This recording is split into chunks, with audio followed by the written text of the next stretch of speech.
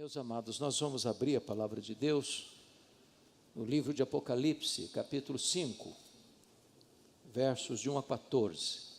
Apocalipse, capítulo 5, versos de 1 a 14.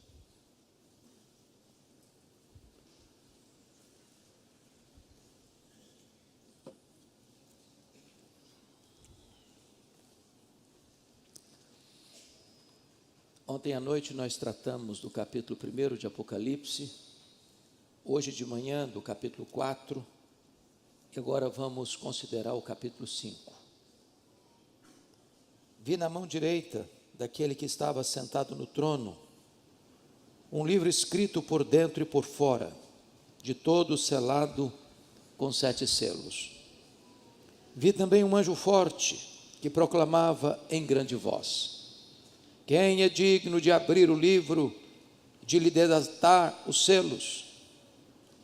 Ora, nem no céu, nem sobre a terra, nem debaixo da terra, ninguém podia abrir o livro, nem mesmo olhar para ele. E eu chorava muito, porque ninguém foi achado digno de abrir o livro, nem mesmo de olhar para ele. Todavia, um dos anciãos me disse: não chores. Eis que o leão da tribo de Judá, a raiz de Davi, venceu para abrir o livro e os seus 7 selos. Então vi no meio do trono, dos 4 seres viventes, e entre os anciãos de pé, um cordeiro como tendo sido morto. Ele tinha 7 chifres, bem como 7 olhos, que são 7 Espíritos de Deus enviados por toda a terra. Veio, pois, e tomou o livro da mão direita daquele que estava sentado no trono.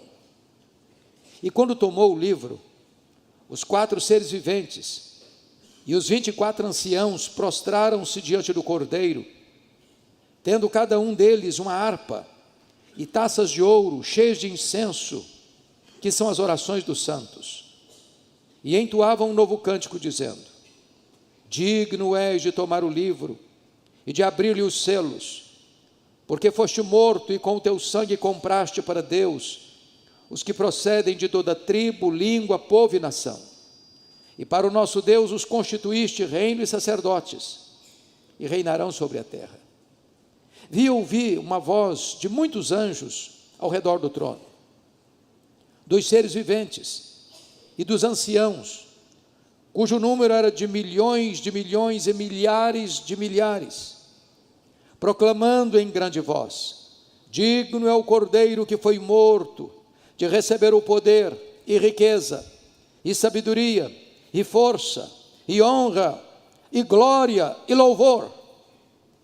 Então ouvi que toda criatura que há no céu e sobre a terra, debaixo da terra e sobre o mar, e tudo o que neles há, estava dizendo: àquele que está sentado no trono e ao cordeiro seja o louvor e a honra e a glória e o domínio pelos séculos dos séculos.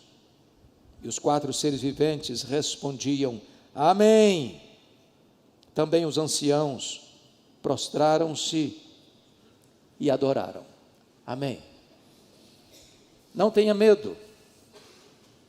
A história não está à deriva. Meus amados, o livro de Apocalipse, o último livro da Bíblia, foi escrito no final do 1º século, provavelmente por volta do ano 96, no final do governo do carrasco e impiedoso imperador romano Domiciano, que governou de 81 a 96. Os tempos eram muito sombrios. A igreja estava acuada, encurralada por atroz perseguição. Naquele tempo, os crentes estavam sendo queimados vivos, crucificados. O Coliseu Romano, já inaugurado, chamado Anfiteatro da Morte, era palco da diversão do povo, onde os cristãos enfrentavam as feras ou a espada dos gladiadores. O cenário era sombrio. Os apóstolos já estavam mortos. o sangue dos cristãos embebedava a terra. E para agravar a situação, o último representante do grupo apostólico, o apóstolo João, é deportado para esta colônia penal, para esta ilha vulcânica do mar Egeu, a ilha de Patmos, quando todas as portas da terra se fecharam para ele. Mas Deus é especialista em reverter situações humanamente irremediáveis. Deus é especialista em virar o placar do jogo. Deus é especialista em virar a mesa da história. Deus é especialista em transformar tragédias em triunfo. E quando parecia que a igreja marcharia para o seu fim inglório, Deus abre a porta do céu, e João escuta uma ordem: sobe para aqui, e eu te mostrarei as coisas que em breve devem acontecer. Esta foi a cena que vimos hoje de manhã, quando João vê o trono, e alguém sentado no trono, e ele não ousa descrever quem está no trono, a não ser descrevê-lo na aparência de pedras preciosas, de jaspe e sardônio, pedra branca e vermelha que representa a santidade e a justiça de Deus. João compreende que quem está no trono governa, tudo está ao redor do trono, tudo está diante do trono. E agora, numa outra visão, diz o texto que João vê na mão direita daquele que está sentado no trono um livro, escrito por dentro e por fora, de todo selado com 7 selos. E de repente ele olha para esta cena e uma pergunta é feita, uma interrogação ressoa nos céus, na terra e debaixo da terra: quem é digno de abrir o livro e desatar-lhe os selos? Na verdade, ninguém foi encontrado digno, até que, diz a Escritura, e o ancião diz para ele: não precisa chorar, João, eis que o leão da tribo de Judá, a raiz de Davi, venceu para abrir o livro e desatar os seus 7 selos. E esse ponto, irmãos, aponta para nós uma verdade magna, a verdade de que a história não está à deriva, a verdade de que a história está nas mãos do Cordeiro, que esteve morto, mas está vivo pelos séculos dos séculos. Quando você olha hoje a visão humanista, as pessoas acham, muitas delas, que a história é cíclica e não caminha para lugar nenhum, que nós não avançamos, que nós apenas repetimos os erros do passado e que a geração futura cometerá os mesmos erros que cometemos hoje. Não há esperança, não há uma janela de escape. Outros olham para a história e dizem: bom, a história é uma sucessão de fatos sem significado, não há plano, não há esperança. Poderíamos ilustrar isso com a novela de Albert Camus, A Praga, quando ele descreve a cidade de Oran, que foi invadida por ratos que trouxeram a temida peste bubônica. Os médicos se empenharam e, com seus associados, batalharam até vencer a epidemia. Mas no final do livro, o médico disse: é só uma questão de tempo, os ratos voltarão. Não há esperança. Friedrich Hegel, no seu livro Filosofia da História, diz que os povos, que as nações, que os governos nunca aprenderam da história. O grande chanceler inglês Winston Churchill disse que os homens cresceram em poder, os homens cresceram em conhecimento, mas eles não evoluíram moralmente. Sob pressão, o homem moderno praticará os mesmos terríveis atos. O afamado historiador Gibbon, no seu livro Declínio e Queda do Império Romano, disse que a história é pouco mais do que um registro dos crimes, das loucuras e dos infortúnios da humanidade. Thomas More, em seu livro Utopia, entretanto, antevê um tempo em que a terra seria banhada pelas benfeitorias do homem, no apogeu da sua glória, que o homem construiria na terra o próprio paraíso. Todavia, esse ufanismo, esse triunfalismo irreal de Thomas More vai desidratar diante do fato de que o século passado foi marcado por duas sangrentas guerras mundiais, onde na primeira 30 milhões de pessoas são trucidadas, na segunda mais de 60 milhões de pessoas são trucidadas, e todo otimismo humano entra em colapso. A pergunta é: para onde caminha a história?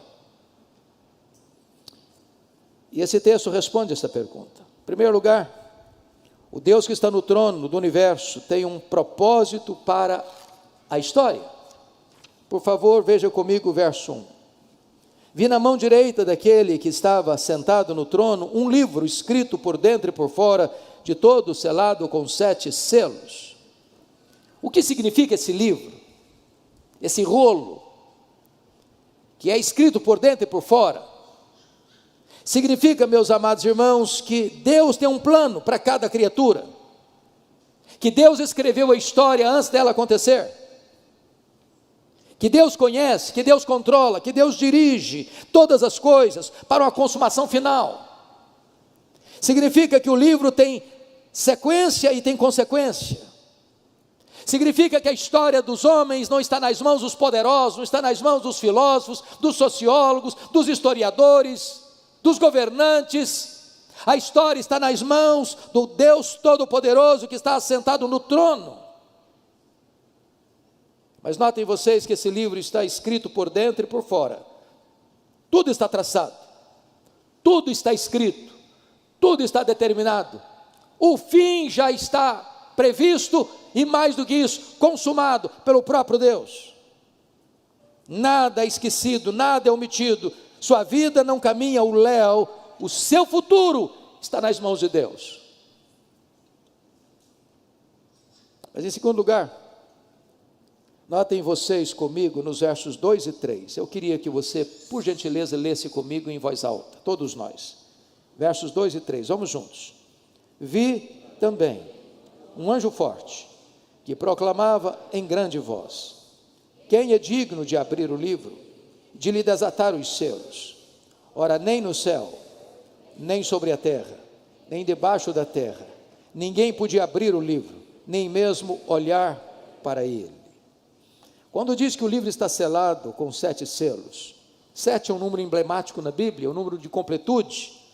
Significa que a história sem Deus está completamente, hermeticamente fechada. Só Deus pode dar sentido à história e à sua própria vida. E uma pergunta então é feita: quem é digno? Porque ninguém foi encontrado digno nem de abrir, nem de olhar para dentro dele, de lê-lo, de decifrá-lo. E essa pergunta é feita no céu: quem é digno? Nem Miguel, nem Gabriel, nem os querubins, nem os serafins, nem os anjos, nem os santos que já estão na glória, Abraão, Isaque, Jacó, Elias, Davi, Paulo, Pedro, Maria. Ninguém foi encontrado digno de abrir este livro, de desatar os seus selos. Então a pesquisa desce para a terra, e nenhum rei, nenhum governante, nenhum filósofo, nenhum teólogo, nenhum sociólogo, nenhum cientista, nenhum homem, por mais rara que seja a sua inteligência, foi capaz de abrir este livro e desatar-lhe os selos. Então a pesquisa é feita debaixo da terra, nas regiões inferiores. Nem o diabo, nem seus demônios, nem aqueles que estão atormentados ali conseguiram entender, decifrar e desatar os selos desse livro. Qual foi o resultado? Diz o texto, no versículo de número 4: e eu chorava muito, porque ninguém foi achado digno de abrir o livro, nem mesmo de olhar para ele. E aqui eu percebo a angústia de João. E a pergunta é: por que João está chorando? Talvez por duas razões. Primeiro, ele está chorando, porque isso parecia frustrar a promessa do capítulo 4, verso 1. Qual foi a promessa do capítulo 4, verso 1? Sobe para aqui, é uma ordem. E aqui tem uma promessa. E eu te mostrarei as coisas que em breve devem acontecer. Se ninguém era capaz de sequer olhar para o livro ou de desatar-lhe os selos, como é que o futuro poderia ser decifrado? Como é que a promessa poderia ser cumprida? Mas em segundo lugar, porque se ninguém é capaz de olhar para esse livro, ler esse livro, desatar os seus selos, então a história estaria à deriva, como um barco sem leme. E por isso ele chora. E meus irmãos, aqueles que olham para a história na perspectiva humanista, aqueles que olham para a história e acham que ela está dando voltas, aqueles que olham para a história e acham que ela é um caminhão sem freio, ladeira abaixo, eles não têm esperança. Eles choram também, eles se desesperam também. Mas notem comigo que o verso 5 reverte esse quadro. Porque o digno procurado agora é o digno encontrado. Você pode ler o verso 5 comigo, por gentileza, todos juntos? Todavia, um dos anciãos me disse: não chores, eis que o leão da tribo de Judá, a raiz de Davi, venceu para abrir o livro e os seus 7 selos. Eu quero dizer a você nesta noite que há consolo para nós. E a ordem de Deus para você é: não chores. Seu futuro pode ser desconhecido para você, mas seu futuro está nas mãos de Deus. Sua vida está nas mãos de Deus. A sua família está nas mãos de Deus.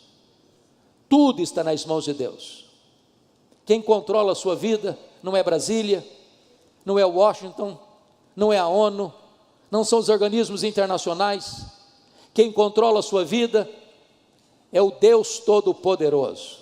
A sua vida está nas mãos do Deus Todo-Poderoso.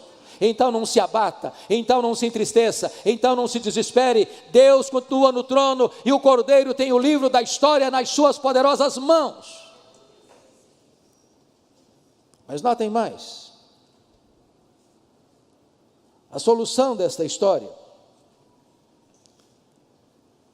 porque você vai notar aqui a descrição daquele que tem autoridade, competência, capacidade para abrir o livro e desatar os selos. Eis que o leão da tribo de Judá, a raiz de Davi, venceu para abrir o livro e os seus 7 selos. Tanto o leão de Judá, que é uma expressão profética lá de Gênesis 49, quanto a raiz de Davi, outra expressão profética messiânica, lá em Isaías 11:1, está apontando para Jesus. Ele é o leão da tribo de Judá.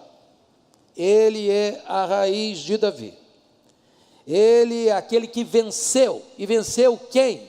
Venceu o diabo, venceu o mundo, venceu o pecado. Ele está apto para abrir o livro, porque ele é o Messias vencedor. Ele é o leão, porque antes ele foi o cordeiro. Agora notem vocês, que quando no verso 6 nos é informado quem é este leão, quem é esta raiz de Davi, está escrito: então vi no meio do trono e dos 4 seres viventes, e entre os anciãos um de pé, um cordeiro como tendo sido morto. Ele diz que foi o leão que venceu, mas quando ele vai olhar para o leão, não é um leão que ele vê um cordeiro como tendo sido morto. Ele é o leão porque primeiro foi o cordeiro. Ele morreu como cordeiro, mas ele ressuscitou como leão. Ele tem todo o poder, ele tem toda a autoridade. E diz a Escritura, meus amados irmãos, que esse cordeiro tem uma característica: tendo sido morto. Ele morreu não como um acidente. Ele morreu não porque fraquejou diante do poder de Roma. Ele não morreu porque foi uma vítima indefesa das tramas do sinédrio judaico. Ele não morreu porque Judas o traiu, porque Pedro negou, ou porque o Sinédrio contratou testemunhas falsas para acusá-lo. Ele não morreu porque Pilatos simplesmente covardemente o condena. Ele morreu porque este era o projeto eterno de Deus. O Cordeiro foi morto antes da fundação do mundo, para a nossa redenção. Agora notem quem é esse Cordeiro, quais são os seus atributos. Vejam vocês comigo. No versículo 6, ele tinha 7 chifres, e chifre na Bíblia é uma palavra que descreve poder. Quando diz que ele tinha 7 chifres, isso não é um monstro que é descrito para nós, isso representa para nós que ele tem todo o poder, porque 7 é o número da completude, o número completo, significa que ele é onipotente. Quando diz no verso 6 que ele tem 7 olhos, não é que é um cordeiro esquisito, não.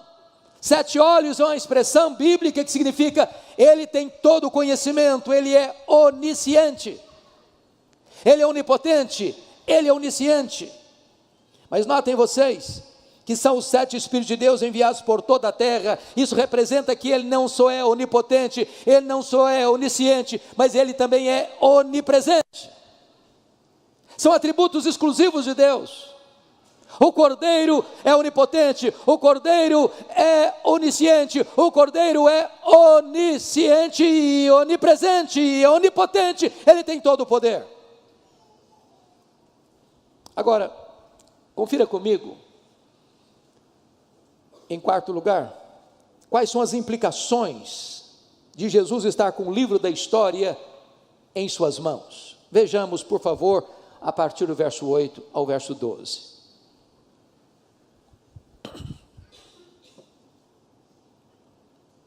Versículo 8, por gentileza. E quando tomou o livro, os 4 seres viventes, nós estudamos hoje de manhã, aqui no culto, que os 4 seres viventes são a descrição das ordens angelicais, dos querubins. Estudamos hoje de manhã que os 24 anciãos é uma representação da igreja do Antigo Testamento e do Novo Testamento, dos patriarcas e dos apóstolos. Portanto, nós estamos falando aqui que todos os seres angelicais, que toda a igreja glorificada, está contemplada aqui nesse verso 8, e quando tomou o livro, os anjos e a igreja glorificada prostra-se diante do Cordeiro, tendo cada um deles uma harpa, e notem vocês, e taças de ouro, cheios de incenso, que são as orações dos santos. Então vamos olhar primeiramente as consequências de saber que Jesus está com a sua vida no controle dele. Você não precisa ter medo do futuro. Primeiramente, nós temos plena confiança, meus amados irmãos, em orar ao Senhor. Preste atenção no que eu vou lhe dizer. Às vezes, na linguagem bíblica, é como se Deus tivesse uma taça, e toda a oração que você faz é colocada nessa taça. Não há oração desperdiçada, não há oração perdida. Às vezes você não tem a resposta na hora, mas é como se a sua oração fosse para dentro dessa taça. Há um momento em que esta taça vai se encher, e o texto está dizendo que esta taça está cheia das orações dos santos. A oração, irmãos, não é apenas um exercício devocional para eu me sentir bem, para acalmar o meu espírito, para me aquietar, como se fosse uma terapia. Não, a oração é muito mais do que isso. A oração é a força mais poderosa que Deus deu à sua igreja na terra. Você não está orando a um ídolo, você não está falando com alguém impotente, você está falando com aquele que está no trono, que tem as rédeas da história nas suas mãos, e que tem poder para fazer incursões na história, e fazer grandes mudanças e revoluções na história. A oração conecta a fraqueza humana à onipotência divina, a oração conecta o altar da terra ao trono do céu. É por isso que Apocalipse capítulo 8 diz que quando as orações chegam, Deus despeja esta taça das orações dos santos, e trovões, e relâmpagos, e intervenções poderosas acontecem na terra em resposta às orações dos santos. Vale a pena orar, é preciso orar, porque quando a igreja ora, ela se torna cooperadora com Deus nesse grande projeto de governar a história, porque Deus aprove a Ele, sendo soberano, agir mediante as orações dos santos. É por isso que a Bíblia diz: muito pode em seus efeitos a oração do justo. Mas em segundo lugar, uma vez que o Cordeiro tem o livro da história nas mãos, não apenas faz sentido orar, mas em segundo lugar, faz sentido evangelizar. Olha comigo o versículo 9. Você pode ler comigo em voz alta o 9 e o 10, por favor, vamos juntos. E entoavam novo cântico, dizendo: digno és de tomar o livro e de abrir-lhe os selos, porque foste morto, e com o teu sangue compraste para Deus os que procedem de toda tribo, língua, povo e nação. E para o nosso Deus os constituíste reino e sacerdotes, e reinarão sobre a terra. Meus amados irmãos, há duas coisas que eu destaco aqui.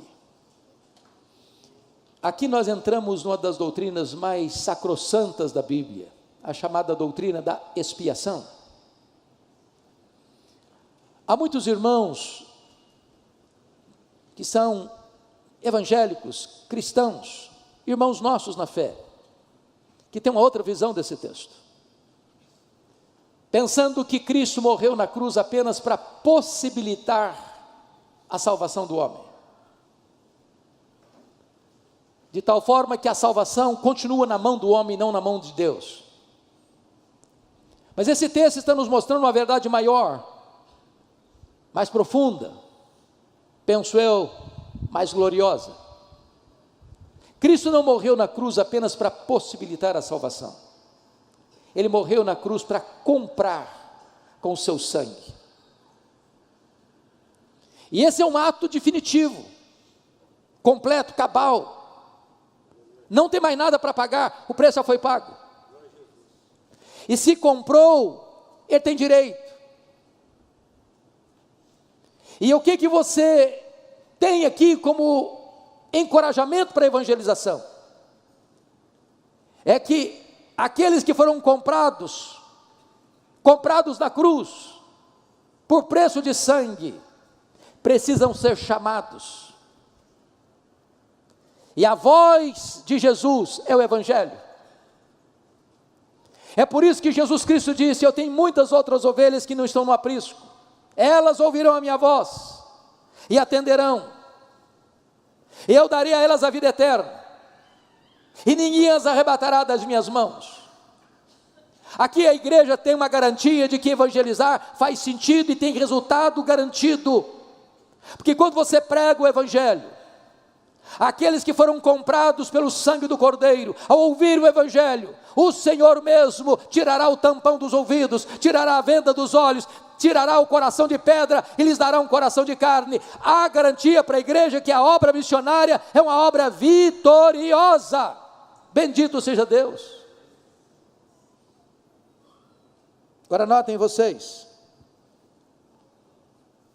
que o Senhor não apenas comprou gente de todos os setores, porque Ele está falando aqui de tribo, que é um grupo étnico, Ele está falando de língua, que é um grupo linguístico, Ele fala de povo, que é um grupo político, e Ele fala de nação, que é um grupo social.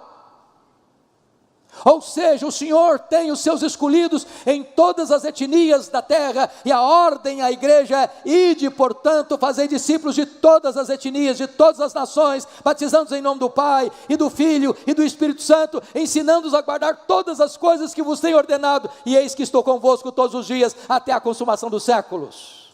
A missão da igreja é aqui, é ali, é além fronteiras ao mesmo tempo.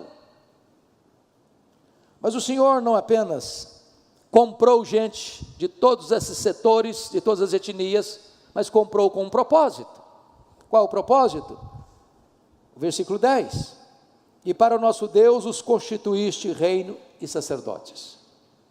Meus irmãos, nenhuma pessoa no Velho Testamento podia ser rei e sacerdote ao mesmo tempo.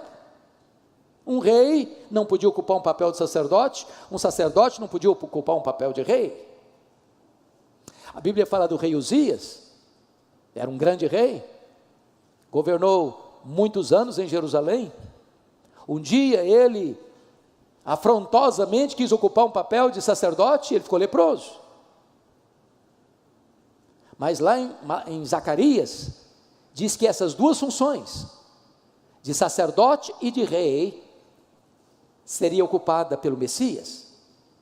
E Jesus é o sacerdote, e Jesus é o rei. Ele tem uma função sacerdotal, e ele tem uma função real. Ele é o rei dos reis, e ele é o sumo sacerdote. Mas agora a Bíblia está dizendo que esta mesma bênção e privilégio é concedida a você. Você e eu somos sacerdócio real, nação santa, povo de propriedade exclusiva de Deus, para proclamar as virtudes daquele que nos chamou das trevas para a sua maravilhosa luz. Agora você tem livre acesso à presença de Deus. Agora você foi colocado juntamente com Cristo, assentado nas regiões celestes, acima de todo o principado e potestade. E nós também assentaremos em tronos e reinaremos com Ele pelos séculos dos séculos. Que privilégio você e eu temos diante da obra que Cristo realizou na cruz. Mas, amados irmãos, nós ainda temos uma outra implicação. Eu peço que você leia comigo, por gentileza, os versos 11 e 12, nesse momento. Pode ler comigo, 11 e 12, vamos juntos? Vi e ouvi uma voz de muitos anjos, ao redor do trono, dos seres viventes e dos anciãos, cujo número era de milhões e milhares de milhares, proclamando em grande voz: digno é o Cordeiro que foi morto, de receber o poder, e riqueza, e sabedoria, e força, e honra, e glória, e louvor. O que eu acho maravilhoso é que ele não depende de receber nada disso de ninguém, porque já tem, sempre teve. Ele não deriva glória, nem de você nem de mim. Ele é glorioso em si mesmo. Mas aqui é um reconhecimento público, que emana, que procede, notem vocês, dos muitos anjos ao redor do trono, dos seres viventes, dos serafins, e dos anciãos, que é toda a igreja. E esse número se torna um número tão grande que João não pode descrevê-lo a não ser milhões de milhões, milhares de milhares, reconhecendo uma coisa: que o Cordeiro é digno, o Cordeiro que foi morto, de receber o poder, todo o poder, poder da força do braço humano, poder da sabedoria humana, poder dos recursos humanos, todo o poder, ele é digno de receber. Ele é digno de receber a riqueza, as fortunas dos grandes empresários, dos grandes comerciantes, daquele que recebe salário mínimo, toda a riqueza consagrada a ele. Ele é digno de receber sabedoria, a sabedoria dos grandes luminares do saber humano, dos grandes pensadores. Ele é digno de receber.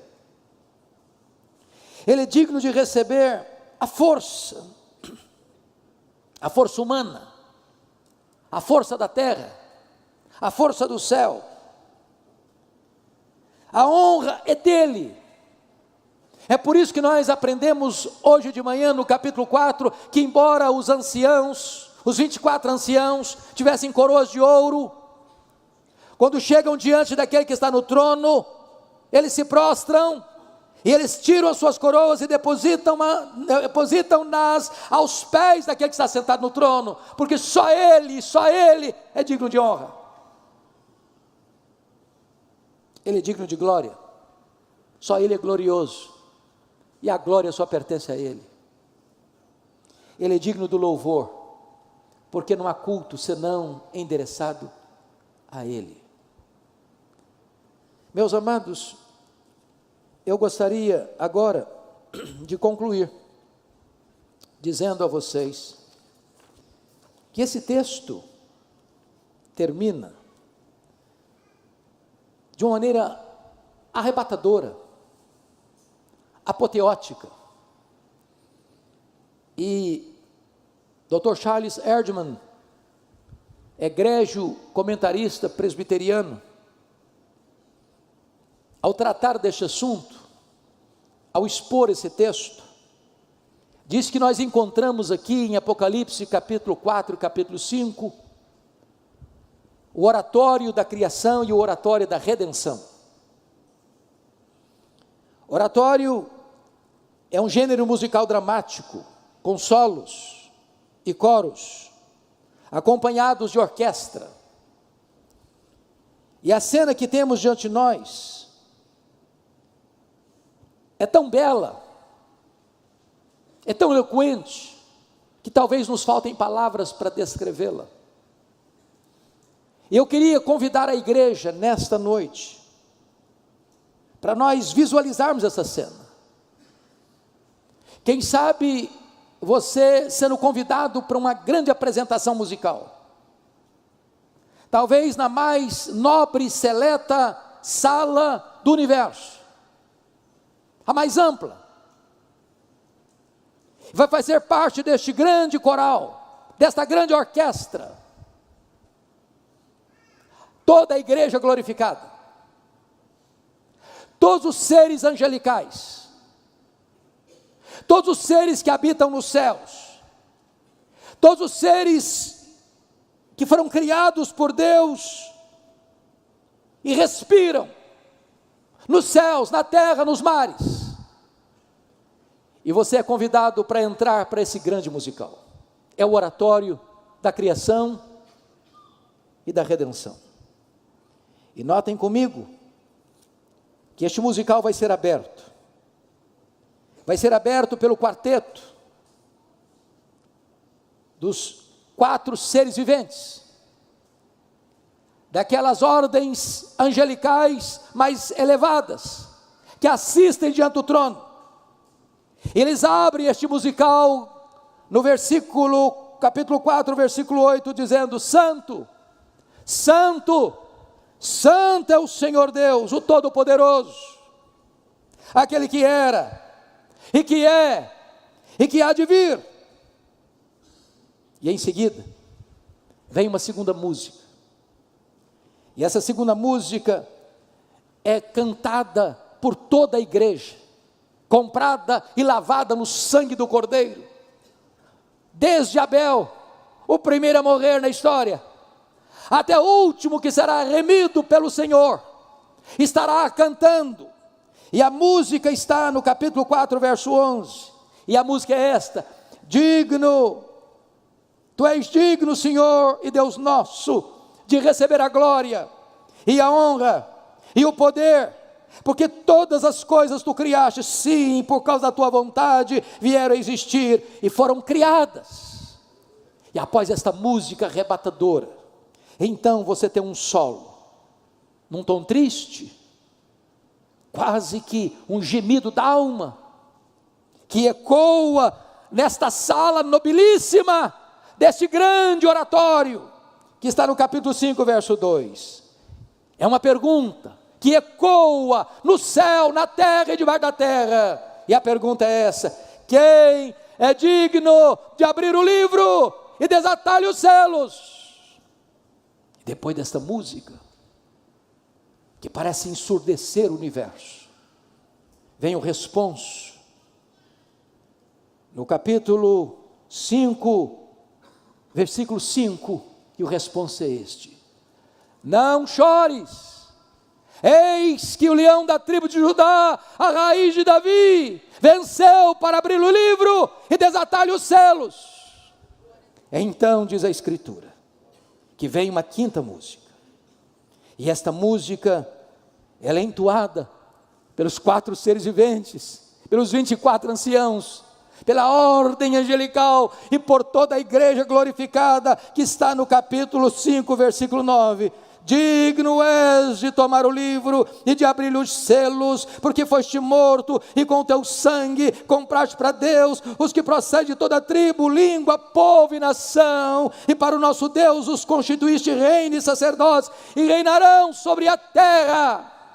E agora a música vai encaminhando para a sua conclusão, para a sua apoteose, para a sua conclusão bendita e gloriosa. E agora diz a Escritura que os serafins, que os anjos, que a igreja e que uma multidão de anjos inumeráveis, de milhões, de milhares, canta a penúltima música que ressoa nesta sala do universo. E a música é esta: digno é o Cordeiro que foi morto de receber o poder e a riqueza e a sabedoria e a força e a honra e a glória e o louvor.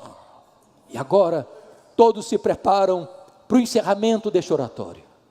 Agora diz a Bíblia que toda criatura que há no céu, que toda criatura que há na terra, que toda criatura que há no mar, que todo ser que respira começa a louvar a Deus, numa música arrebatadora e apoteótica. E a música está no capítulo 5, verso 13. Aquele que está sentado no trono e ao Cordeiro, seja o louvor, seja a honra, seja a glória, seja o domínio pelos séculos dos séculos. E diz a Bíblia que os anjos gritam em toda a força: amém!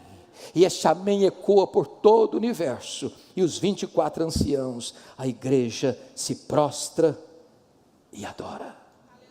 E assim se fecham as cortinas, para mostrar para João uma coisa: não importa o que vai acontecer amanhã, a história está nas mãos do Cordeiro de Deus. Você não precisa ter medo, porque a história não está à deriva.